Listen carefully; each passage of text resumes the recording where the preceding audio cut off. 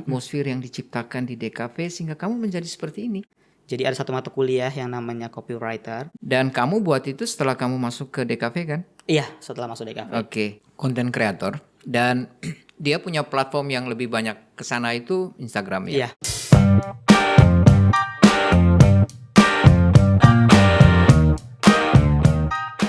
Banyak orang mengerti Ledellero sebagai tempat belajar untuk menjadi pastor. Tapi hari ini Ledellero sedang berubah. Pertanyaannya, apakah Ledellero berubah hanya sekedar berganti nama atau cara berpikir? Saya seorang muslim, Pater. Dan punya nama Muhammad. Iya. Ini Muhammad. Kenapa memilih Ledellero? Oke, saya menjawab dari jawaban mendasar dulu. Kenapa memilih Ledellero? Yang pertama, karena ini menjadi pilihan saya bahwa di Ledellero ada satu jurusan namanya DKV dan ini sesuai dengan passion saya, dan saya juga latar belakangnya dari multimedia, jadi saya pikir ini menjadi relevan dengan program studi yang akan saya daftar di Ledellero nanti kayak gitu. Dan kalau dibilang Ledellero ini kampus untuk para frater saja atau untuk calon imam, jawabannya tidak untuk sekarang. Karena sudah bertransformasi tadi yang seperti Pater sampaikan di awal, bahwa Ledellero sudah berubah nama dari Sekolah Tinggi Filsafat menjadi Institut Filsafat dan Teknologi Kreatif Ledellero. Dan saya cukup tertarik di awal waktu itu tahu informasi ini ketika promosi di sekolah saya. Dan ini menjadi salah satu pilihan. Jadi di awal sebenarnya saya mau daftar di luar. Cuman karena memang ada beberapa kendala yang tidak bisa membuat saya keluar, akhirnya Ledellero menjadi salah satu pilihan. Karena DKV, jurusan yang saya minati ini di NTT cuma ada di Maumere. Jadi pas juga karena kebetulan saya juga tinggal di Maumere, jadi akhirnya saya memilih DKV. Oke. Gitu. Yang saya panggil apa nih? Novel ya? Naufal. Noval. Iya. Noval, sebelum kamu masuk dan mengalami langsung institut ini, kamu punya bayangan apa tentang Ledellero? Oke. Jadi di awal sebetulnya terkait dengan Ledellero itu sudah tahu sejak SMP. Karena waktu itu pernah ada kegiatan tur Sika waktu itu, dan waktu itu sempat berkunjung di Museum Black and Blauwood, bahkan sampai masuk ke kamar paus waktu itu, dan tahu Ledellero dari situ. Dan awalnya saya pikir ini kampus hanya kampus untuk para calon imam, tapi kemudian ketika mendapatkan sosialisasi dari salah satu dosen di sekolah saya, oh ternyata IFTK sekarang sudah terbuka untuk umum. Kamu sekarang semester berapa? Semester 5. Oke. Berarti sudah kurang lebih 2 tahun lebih setengah, ya. Di Ledellero. Ledellero. Jadi ada cerita yang kamu dapat ketika kamu belum masuk dari dosen yang ke sekolah, dan sekarang kamu sudah 2 tahun langsung pada lembaga ini. Iya. Ketika kamu ada pada lembaga ini, apa yang mengejutkan? Sebetulnya tidak ada hal yang kemudian mengejutkan bagi saya, karena saya di awal di SMA dan juga SMP, lingkungan saya itu bukan hanya teman-teman yang muslim, justru lebih banyak teman-teman yang non-muslim. Jadi terkait dengan hal-hal berkaitan dengan itu sudah terbiasa. Cuman di awal waktu masuk, awalnya saya dipikir frater. Kamu dikira frater? Iya. Karena tadi waktu kamu datang saya pikir ini baru tabis ini. Padahal seorang Muhammad ya. Iya. Oke. Terus? Iya. Karena mungkin dari awal saya juga berpenampilannya cukup rapi, tidak seperti teman-teman yang lain. Tapi maksud kamu teman-teman yang lain pada prodi mana? Prodi DKV maksudnya kan penampilan teman-teman DKV tahu sendiri, anak-anak seni kayak gitu. Nah kalau saya waktu itu karena kebetulan kerja juga, jadi dari kantor langsung ke kampus. Jadi penampilan saya cukup rapi, ke meja dan lain sebagainya. Jadinya orang berpikir saya sebagai seorang frater seperti itu. Tentu surprise ketika orang berpikir ini frater tapi seorang Muhammad ya. Iya. Begini Noval, kamu kan sekarang sudah masuk semester 5 ya? Iya. Dan sebelumnya kamu mendengar informasi dari dosen yang kebetulan menginformasikan dan memberitahukan banyak soal institut ini. Iya. Ketika kamu masuk, apa yang kamu rasa berbeda dari cerita orang dengan pengalaman kamu sendiri? Ketika sudah 2 semester lebih, ada di institut ini? Oke, mungkin orang mengira bahwa ini kampus para calon imam dan saya terbilang minoritas di sini. Ada kalanya orang berpikir orang-orang kok bisa masuk di situ? Bagaimana cara belajarnya kayak gitu? Apakah kemudian mendapatkan diskriminasi dan lain sebagainya? Tapi ketika saya masuk tidak sama sekali kayak gitu. Karena sebelum masuk saya sudah sempat diskusi dengan bapak mama dan memang yang saya mau cari adalah ilmunya kayak gitu. Jadi terlepas dari latar belakang saya seorang muslim dan tidaknya, karena mereka memang sudah membuka untuk umum. Artinya kalau sudah dalam taraf umum berarti semua orang dengan berbagai latar belakang pasti bisa masuk kayak gitu. Dan ini sebenarnya tidak menjadi persoalan karena beda itu biasa kayak gitu. Beda itu biasa, tapi justru dengan perbedaan ini kemudian dapat membuat banyak hal yang bisa kita tahu dari sini. Jadi persisnya yang membedakan dari cerita orang dengan pengalaman kamu, ternyata pengalaman kamu tidak ada hal yang kamu merasa berbeda sendiri. Betul. Ya di Ledellero. Ledellero. Dan yang kedua, yang membedakan dari cerita-cerita yang kamu dengar, ternyata Ledellero tidak selamanya jadi pastor. Betul. Karena kamu seorang muslim juga sekolah di Ledellero. sekolah ini ya. Betul. Oke. Kamu memilih DKV. Iya. Dan DKV itu sekolah bagaimana kamu mengarsitek tampilan produk visual yang bagus ya. Saya juga coba cari tahu nih tentang novel. Kamu punya akun yang luar biasa, terus kamu aktif di platform Instagram ya. Iya. Ini skill nih muncul dari mana nih? Karena ada postingan tertentu yang ribuan bahkan puluhan ribu penonton itu. Dan kamu punya banyak sekali followersnya. Ini terbentuk saat kamu berada di institut ini atau sebelumnya kamu memang sudah punya passion?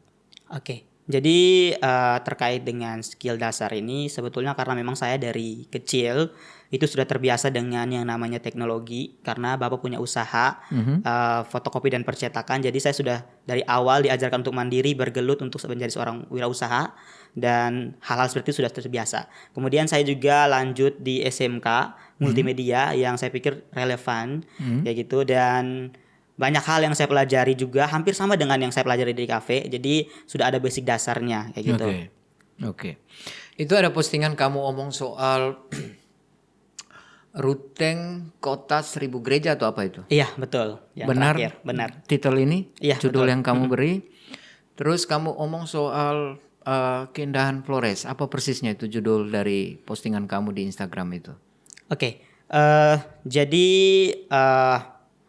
karena waktu awal kesini niat kita untuk promosi dan sebelum promosi saya pengen menonjolkan satu identitas yang menarik dari Ruteng itu seperti apa.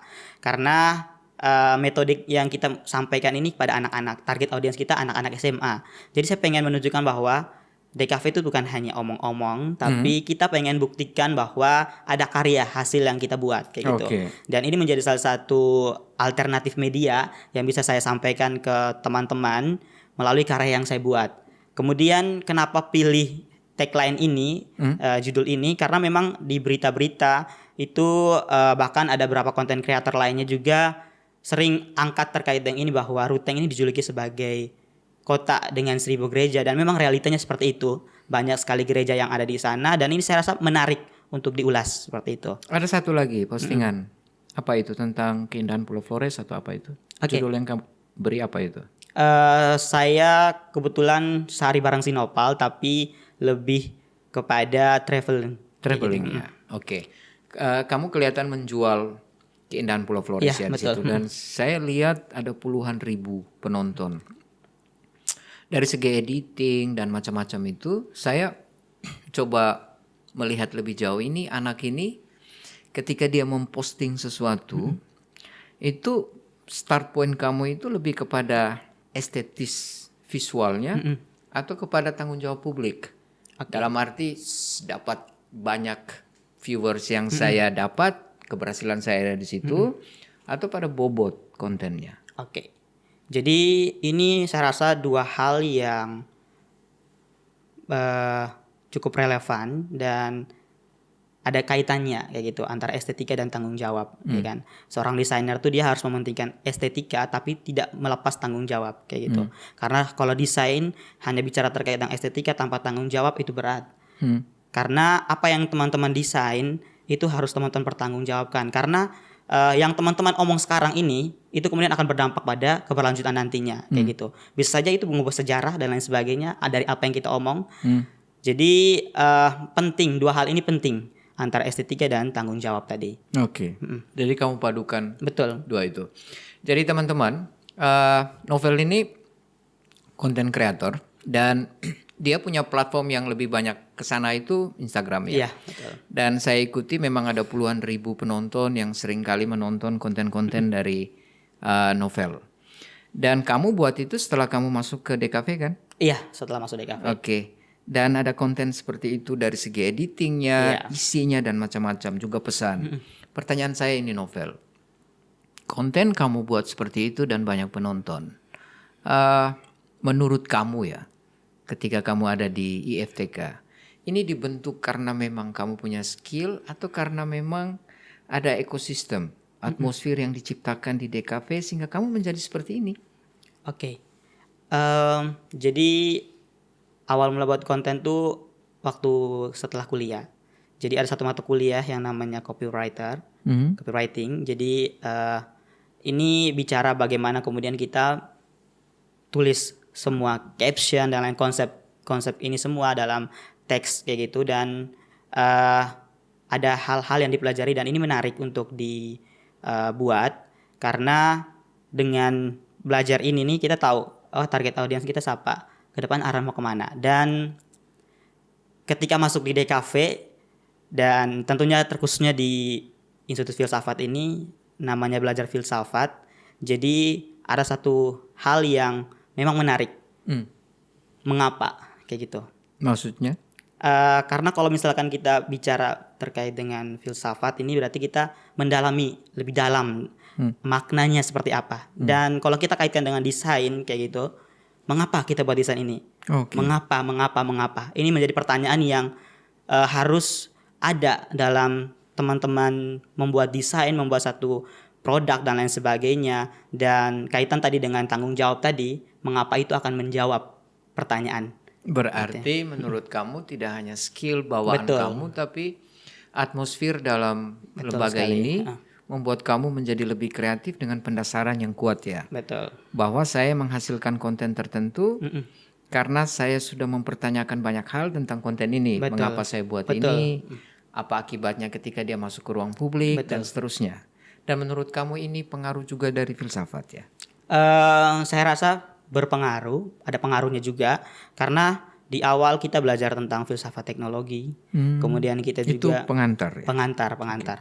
Kemudian banyak hal manusia dan kebudayaan, branding politik dan lain sebagainya, dan saya rasa ini cukup membuat kemampuan berpikir kritis saya semakin terasa walaupun tidak sedalam itu, tapi ya setidaknya saya punya tanggung jawab untuk membuat satu desain seperti itu. Artinya gini ya Novel, kamu artinya kamu membuat sesuatu itu tidak asal membuat kan? Betul. Ada pendasaran kuat betul. Sebelum dia masuk ke ruang publik. Betul. Dan menurut kamu itu plusnya. Betul. Ya. Ini Novel, kamu ini Muslim. Betul. Lalu berada di lingkungan yang sangat Katolik nih. Pengalamannya kayak apa nih? Oke. Pengalamannya pasti yang pertama lingkungannya cukup berbeda. Karena biasanya kan kalau kita ada pelajaran agama dan lain sebagainya, waktu awal masuk kan begitu. Terus kayak kita serumpun nih kayak gitu. Kalau misalkan yang kayak serumpun gitu kan ngobrolnya masih nyambung kayak gitu. Nah ini mau ngomong pun di awal-awal tuh agak takut karena takut mungkin ada salah kata dan lain sebagainya. Karena kalau kita bicara terkait agama ini kan cukup sensitif. Iya, sensitif gitu. Jadi awal-awal tuh masuk ya masih di taraf yang mau bilang takut tidak, tapi hati-hati gitu. Okay. Tapi realnya bagaimana? Awal ketika kamu masuk? Dalam konteks apa nih, Mater? sejauh yang saya ingat ketika saya sebagai mahasiswa frater di situ, kami punya kuliah yang khusus agama. Nah ini ada kamu kan, kalau saya hidup pada zaman kamu sekarang, itu bagaimana awalnya itu? Kamu ikut juga atau?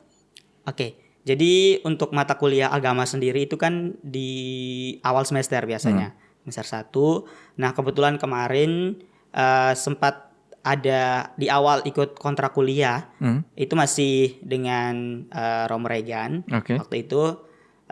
Jadi kamu ikut saja waktu itu? Iya, karena kan masih baru, masih maba gitu kan. Lalu? Ya ikut-ikut saja gitu.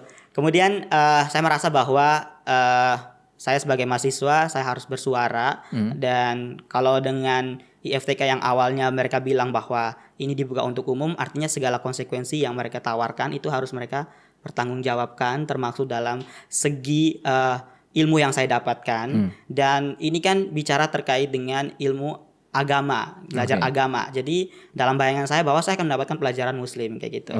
Jadi ya karena itu tadi makanya kemudian saya bersuara ke ruang sekretariat untuk kemudian didatangkan salah satu dosen agama muslim untuk mengajarkan kami juga. Jadi kemudian teman-teman itu bisa mendapatkan hal yang sama, perlakuan yang sama. Ada berapa orang? Kita awalnya 4, cuman sekarang sisa 3. Jadi di saat yang mahasiswa beragama Katolik mengikuti pendidikan agama Katolik, Novel sama teman-teman yang berkeyakinan Islam, Muslim dengan Pak Haji. Iya betul. Di kampus yang sama. Di kampus yang sama, beda ruangan. Oke. Kamu mengerti apa tentang dialog dari sisi itu? Dialog ya. Bagaimana kemudian kita berdiskusi, menyampaikan sesuatu dengan terbuka kayak gitu. Dan kalau kita bicara dialog ini kan kita tidak ada intervensi yang kemudian harus dengar satu suara, tapi kemudian sama-sama memahami satu sama lain kayak gitu. Dan ini salah satu dialog yang saya bangun bersama dengan teman-teman lagi dari pihak kampus. Bagaimana kemudian kebutuhan saya itu terjawab, tapi sesuai dengan apa yang kemudian mereka tawarkan kayak gitu. Sehingga ada diskusi, tapi kemudian menawarkan solusi yang benar-benar solusi itu diangkat dari isu yang benar-benar perlu untuk disuarakan kayak gitu. Dan kamu tidak merasa bahwa perbedaan diperuncing? Betul, beda itu biasa. Tapi gitu. Bahwa kamu bisa saling menerima di dalamnya. Oke. Kamu bisa ceritakan sedikit tidak kepada teman-teman kami penonton yang sering kali mengikuti podcast ini, prestasi kamu apa sejauh kamu belajar di institut ini ataupun sebelumnya? Selain sebagai seorang mahasiswa aktif, saya juga bergelut di beberapa komunitas dan juga sering ikut beberapa perlombaan. Saya merupakan Duta Genre Indonesia tahun 2000. Duta apa? Duta Genre Generasi Berencana. Oke, bukan keluarga berencana ya? Iya, satu naungan dari BKKBN itu. Kita teman-teman yang dibentuk Duta Jadi Generasi keluarga berencana mengatur jumlah anak? Iya, betul. Tapi ini lebih generasi kepada berencana mengatur apa nih? Persiapan kehidupan berkeluarga dari remaja. Iya. Kamu pasti sudah memanage baik ya? Karena masuk betul. Dalam genre ini. Iya, betul. Kemudian lanjut. Saya juga sebagai Ketua Presidium Voice Now Indonesia, itu bicara terkait dengan pemenuhan hak anak. Kemudian saya juga ikut beberapa forum-forum nasional dan forum-forum internasional. Dan banyak hal yang sudah saya pelajari di luar. Pokoknya nanti kalau teman-teman pengen tahu portofolio yang lebih, ini bisa cek Instagram saya karena lengkap di situ semuanya. Termasuk menjadi konten kreator yang produktif dan kreatif. Semua hal ini, kamu sebut genre, kamu sebut voice tadi? Now. Oke, dan cukup sangat aktif di media sosial. Ini terbentuk karena ekosistem di situ? Atau apa? Kalau untuk komunitas ini, saya gabungnya sebelum masuk kampus. Jadi memang kebetulan karena saya juga suka mencari tahu sesuatu, jadi informasi-informasi mengenai perlombaan, kegiatan dan lain sebagainya itu sudah saya telusuri sebelumnya. Jadi di awal saya memang sudah aktif kayak gitu, sehingga ini menjadi modal saya untuk ketika masuk kampus apa yang saya pelajari harus saya terapkan kayak gitu. Dan itu tadi masuk di kafe, ya mirip-mirip lah, belajar public speaking. Nah ini bisa terapkan bukan hanya di balik layar tapi depan layar juga kayak gitu. Lalu dukungan untuk kamu seperti apa?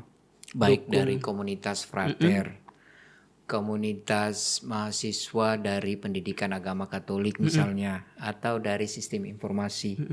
Untuk kamu sebagai seorang mahasiswa DKV itu dukungan mereka seperti apa? Dukungan untuk kegiatan di luar atau dukungan Untuk kamu berorganisasi, untuk kamu produktif, untuk kamu kreatif. Karena bagi kami kehadiran Novel di sini tidak sebagai Novel sebagai pribadi, betul. tapi Novel yang mewakili prodi, Novel yang mewakili institusi juga di IFTK.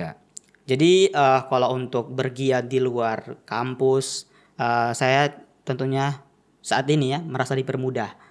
Kayak misalkan beberapa kegiatan-kegiatan yang harus saya absen kampus, tapi itu kemudian dipermudah sama dosen, dikasih alternatif lain kayak gitu. Dan karena ini, tapi kita kesepakatannya bukan hanya saya yang mendapatkan keuntungan, tapi kemudian ada feedbacknya. Jadi apa yang saya dapatkan ini kemudian membawa nama kampus, dan biasanya sertifikat dan sebagainya itu kemudian kita kasih ke pihak kampus untuk sebagai akreditasi kampus kayak gitu. Oke. Ini pertanyaan agak dalam nih, yang ini. Sebagai mahasiswa DKV, tapi kamu hidup dalam lingkungan yang dia ada juga nuansa filsafat, ada nuansa teknologi kreatif.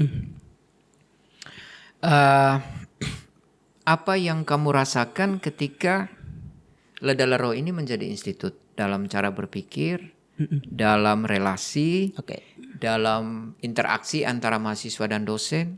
Kamu bisa ngomong sesuatu soal ini? Jadi perubahan status ya berarti ya. Saya rasa dengan adanya perubahan status ini Ledalero cukup membuka mata.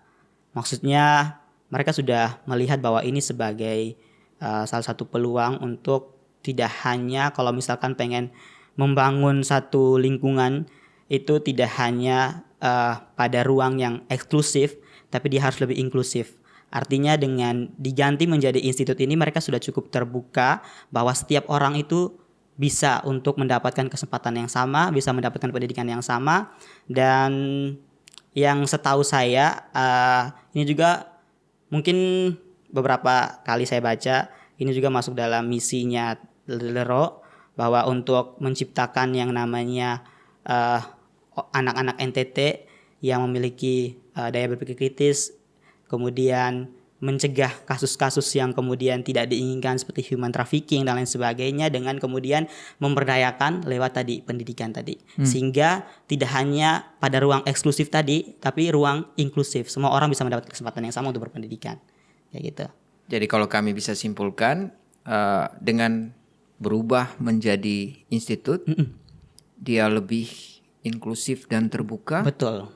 Menerima siapapun dengan prodi yang lebih beragam. Betul. Ketimbang sebelumnya ketika dia menjadi sekolah tinggi ya. Betul. Oke. Novel, kamu punya pesan apa nih untuk publik terkait dengan institut ini? Baik untuk IFTK sendiri maupun untuk prodi kamu DKV. Buat teman-teman yang ada di luar sana, teman-teman pengen mengasah kreativitas teman-teman, kemudian teman-teman pengen bergelut dengan dunia kreatif, silakan teman-teman kemudian masuk ke program studi ini, karena di sini teman-teman akan banyak belajar hal-hal mengenai dunia kreatif. Dan tidak hanya itu, teman-teman juga dilatih daya berpikir kritisnya, sehingga antara estetika dan juga tanggung jawab itu, kemudian desain dan juga moralitas itu sejalan kayak gitu.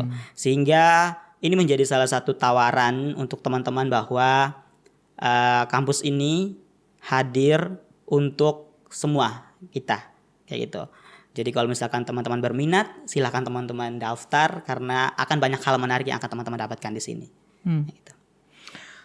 Oke teman-teman, itu tadi Novel, dan kami mempertegas sekali lagi sebagai sebuah informasi publik bahwa Ledalero bertransformasi dari sekolah tinggi menjadi institut. Saya sangka dirintis sejak tahun 2019. Iya. Yang dipertegas dengan SK Kementerian dari Menteri Pendidikan, Riset, Teknologi dan Budaya tahun 2022. Dan mereka saat ini memiliki beberapa program studi. Ada program studi kewirausahaan. Kalau saya salah, Novel bisa koreksi ya. Ada program studi DKV yang saat ini Novel sedang belajar. Ada program studi filsafat. Ada program studi pendidikan agama Katolik. Ada program studi pasca sarjana. Iya. Benar ya. Ada magister teologi dan sekarang ada baru magister filsafat. Oke. Saya sangka teman-teman perlu tahu nih bagaimana mendaftar untuk masuk ke DKV misalnya. Atau teman-teman perlu tahu biaya mungkin. Atau teman-teman perlu tahu alamat yang resmi yang mereka bisa hubungin. Mungkin Novel bisa sampaikan khusus menyangkut DKV misalnya. Sebelum tadi ada satu yang terlewat, jurusannya sistem informasi. Ada sistem informasi. Ya, betul. Ya. Jadi ada total 7 program studi yang sudah ada di sini. Dengan jumlah mahasiswa kurang lebih berapa? 2.000 lebih? Oke, dari seluruh untuk, program ini ya? Untuk DKV sendiri 202. Jadi menyambung dari pertanyaan Pater tadi di awal, bagaimana sih caranya untuk mendaftarkan diri di program studi DKV ini? Sangat mudah sekali teman-teman. Silakan teman-teman kunjungi Instagram IFTK Ledalero. Di situ sudah ada informasi mengenai pendaftaran. Bisa juga teman-teman kunjungi website IFTK Ledalero. Ada alur pendaftarannya semua lengkap di situ. Dan biaya kuliahnya cuma 3 juta per semester, bisa dicicil 2 kali. Ini untuk prodi DKV. Ya? Tempat lain ada yang 4, ada yang 10. Ada. IFTK 3 ya? 3 per semester. Per semester. Untuk semester 1-nya 3 juta lebih, semester 2-nya 2 juta lebih. Oke. Ya. Lalu? Dan untuk pendaftarannya, di awal pendaftarannya gratis, sehingga tidak perlu ada biaya pendaftaran. Teman-teman bisa langsung datang ke kampus, bisa di gedung 2 ataupun di gedung 1, bisa bertemu dengan pihak humas atau sekretariat untuk mendaftarkan diri, dan itu di brosurnya selengkap semua. Oke. Jadi itu tadi obrolan saya bersama Novel tentang berbagai hal yang ada di Institut Filsafat Katolik Ledalero. Dia tidak hanya berganti nama, tetapi juga dia mengubah pola pikir dari yang eksklusif menjadi inklusif. Salah satu model yang saat ini ada dengan kehadiran Novel yang adalah juga seorang Muslim. Berkuliah di tempat yang selama ini orang pikir Ledalero hanya untuk jadi pastor. Tapi ada banyak prodi, salah satunya DKV. Iya, betul. Jadi Novel, terima kasih banyak ya untuk obrolan di Buka Box. Program ini kami berusaha untuk membuka suara, menemukan makna. Dan saat ini kami membuka suara seorang Novel, mahasiswa Muslim yang kuliah di Lembaga Pendidikan Calon Pastor. Ada seorang Novel yang Muslim. Jadi teman-teman, itu tadi obrolan saya bersama Novel dari Studio Box Cafe. Novel dan Pater Yohan mengucapkan terima kasih dan sampai jumpa. I feel like I'm losing my mind. Is everybody in the world blind? Please Lord, give me a sign.